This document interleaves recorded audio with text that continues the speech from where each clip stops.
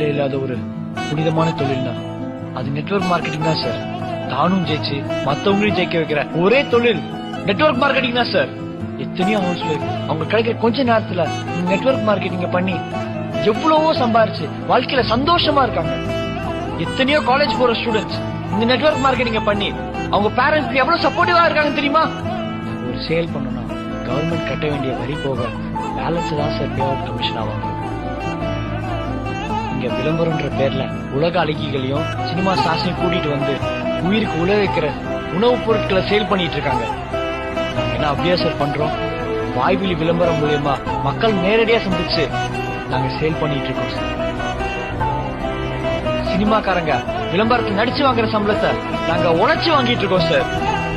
இந்த பிசினஸ் லீகலா எத்திக்கலா ஹலாலான முறையில பண்ணிட்டு இருக்கோம் சார்.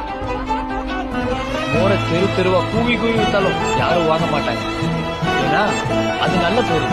சாராயத்தை மூடி மறைச்சு வித்தாலும் வாங்கிடுவாங்க. ஏன்னா அது கெட்ட பொருள்.